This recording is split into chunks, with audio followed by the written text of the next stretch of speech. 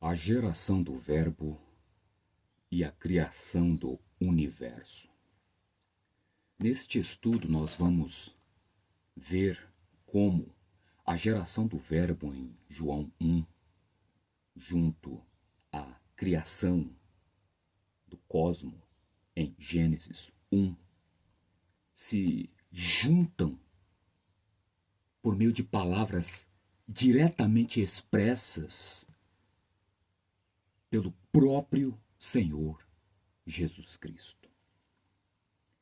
Nós veremos que não podemos divorciar o Criador de sua criação, o co-criador quanto à sua participação nesta obra. Ou seja, revelaríamos falta de sabedoria em tentar separar o autor de sua obra. Não tem cabimento, simplesmente. No livro de João, no capítulo 1, versos 1 ao 3, nós lemos: No princípio era o Verbo, e o Verbo estava com Deus, e o Verbo era Deus. Ele estava no princípio com Deus. Todas as coisas foram feitas por ele, e sem ele nada do que foi feito se fez.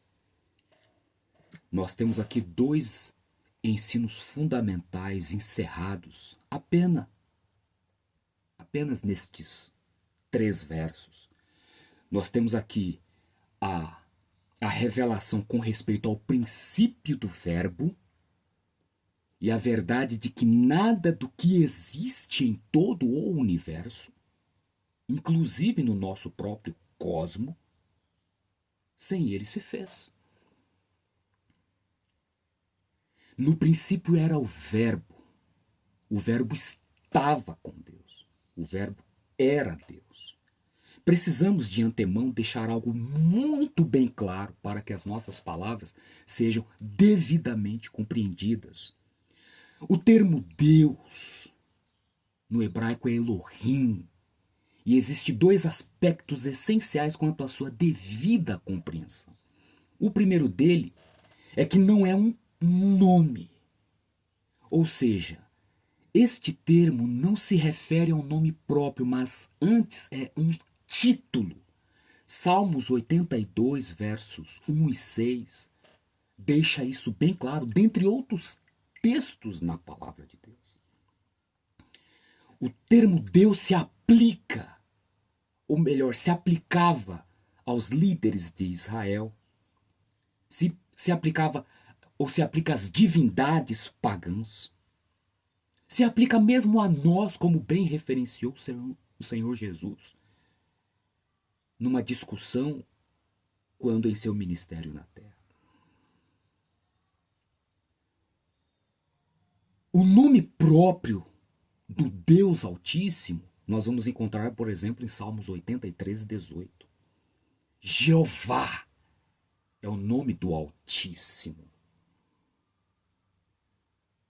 O segundo aspecto é que o termo Deus Elohim não se trata de um plural de pessoas, mas sim de um plural de atributos, significando poderio, força, majestade.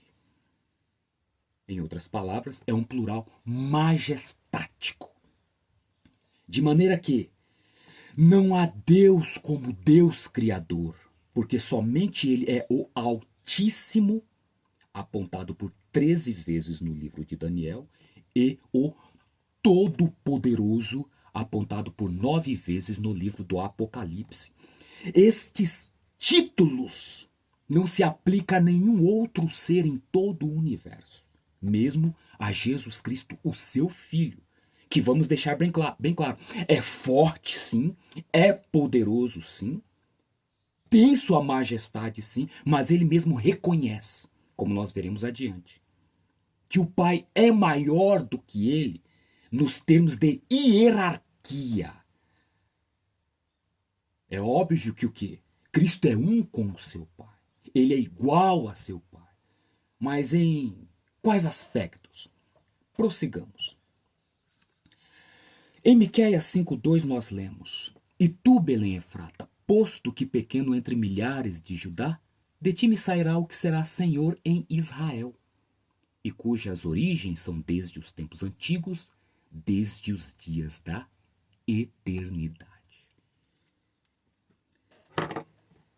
Temos aqui 3 termos que devem nos chamar à análise. O primeiro trata de origens. O segundo, tempos antigos. E o terceiro, dias da eternidade. A origem tem que ver com o princípio. E nós vimos nas palavras de João que no princípio era o verbo. Ou seja, havia um princípio em que neste prevalecia quem? O verbo. O verbo estava com Deus. O verbo era Deus como? Como?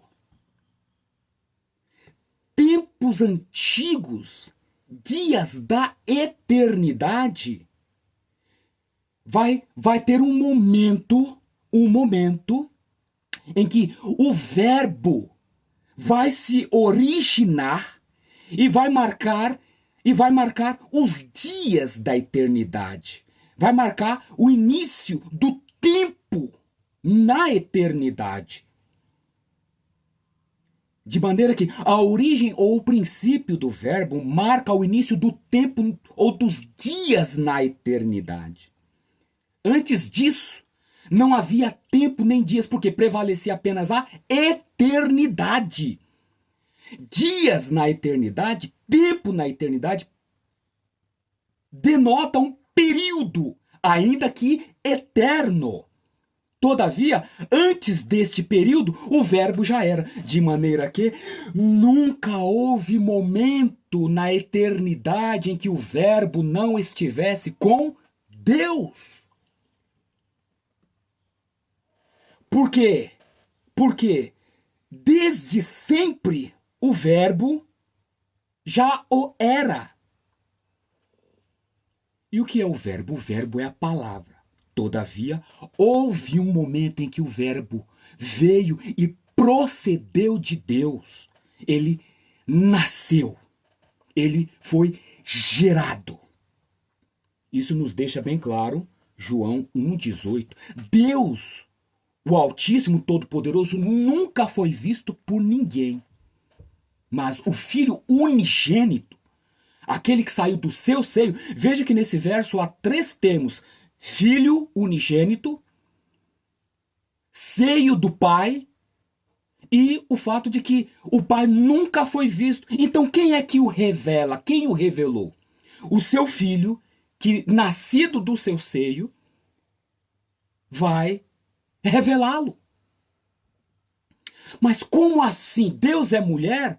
Ora, como se explica o nascimento de Cristo em sua humanidade? Ele foi gerado do Espírito Santo. Deus não nos deu saber como se deu isso, como também não nos dá saber como se deu o seu nascimento de seu seio. O fato é que, na eternidade, o Filho de Deus nasce do Pai, e na humanidade, o Filho do homem nasce do homem. Neste caso, de Maria. Veja, em Salmos 2,7 diz: Recitarei o decreto, e Yahvé me disse: Tu és o meu filho, hoje te gerei. Quando foi que Yahvé disse isso? Naquele exato momento, quando a origem ou o princípio dos dias da eternidade passa a ter lugar nos tempos antigos, quando ele gera seu filho. Paulo vai nos afirmar a correta compreensão disso, ampliando o entendimento em Hebreus 1:5. Porque a qual dos anjos disse jamais: nós estamos na esfera celestial. Tu és meu filho, hoje te gerei. Hoje te gerei? É uma pergunta, né? Percebe? No âmbito celeste, Deus jamais disse aos anjos que foram criados aquilo que disse ao seu filho: Hoje eu te gerei.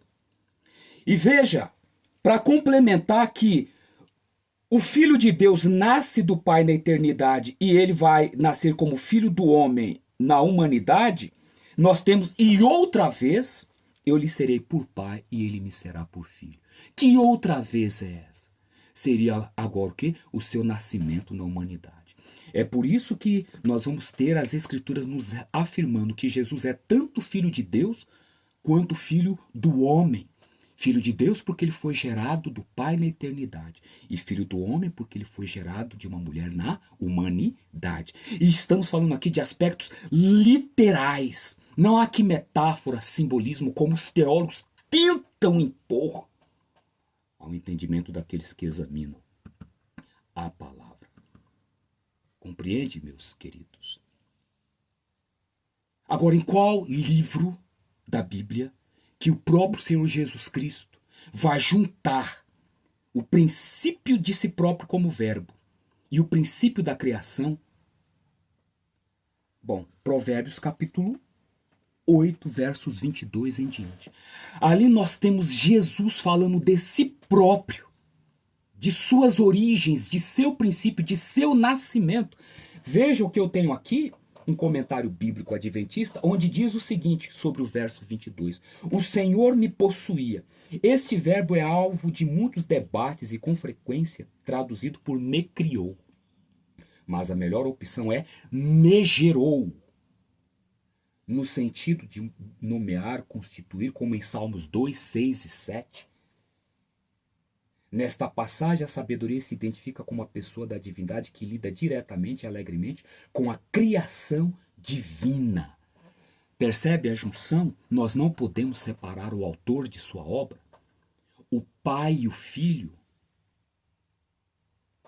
de sua criação. Cristo desde sempre era o verbo, a palavra audível do Pai, que no momento da eternidade ele veio e procedeu, ele foi gerado. E continuou sendo como sempre foi, um com o Pai. É por isso que o quê? A sua natureza é tal qual a natureza do Pai. Ele é tão divino quanto o Pai é divino. Ele é tão santo quanto o Pai é divino. Ele é um com o Pai em que sentido? Em natureza, propósito, intenções. Não diminuímos a pessoa do Filho em reafirmar a sua filiação divina quanto ao Pai. Porque ele mesmo declarou que o Pai é maior do que ele. Agora veja, ele vai deixar bem claro na primeira parte destes textos que ele o quê? Foi gerado do Pai, ele foi ungido desde aquele momento. Está lá em Salmos 2. E depois ele vai dizer o quê? Que antes do princípio do pó do mundo, antes que qualquer coisa fosse criada em todo o universo, senhores, ele esteve ali, ele participou como um aluno. O que é um aluno? É um aprendiz que conta com um mestre, o mestre é o Pai. A hierarquia na divindade é um fato. Tanto é que em Daniel 12, em Apocalipse 10, toda vez que seja o filho como Miguel, ou seja, como Jesus, sempre que vai jurar, jura por aquele que lhe é superior. Hebreus 6,13, o pai sempre que jura, jura por si. Mas o filho sempre que jurou, jurou pelo pai. Por quê? Tá lá, Deuteronômio 6,4, Deuteronômio 6,13. Há um Deus supremo, Deus invisível. E aí Jesus vai dizer que antes do princípio do pó do mundo ele já o era, que ele preparava os céus, que ele compassava ao redor, que ele colocou limites ao mar. Olha aqui a Bíblia de Jerusalém, um comentário. O abismo líquido sobre o qual repousa ao mesmo tempo o círculo da terra e a abóbada celeste. Cristo está descrevendo a sua criação, como ele fez. Podemos então nós desacreditar aquilo que a palavra revela sobre si própria? Então, realmente não é um uso sábio. De maneira que o apelo das boas novas de Cristo vem o quê? Dos versos 32 até o 33 do próprio capítulo 8 de Provérbios. Olha o evangelho sendo pregado. O evangelho é isso. O evangelho junta Criador e criação. Não podemos separar. Compreende, meus queridos? Então fica aí para reflexão. Possamos examinar a palavra e sermos salvos por ela. Amém? Até nosso próximo encontro.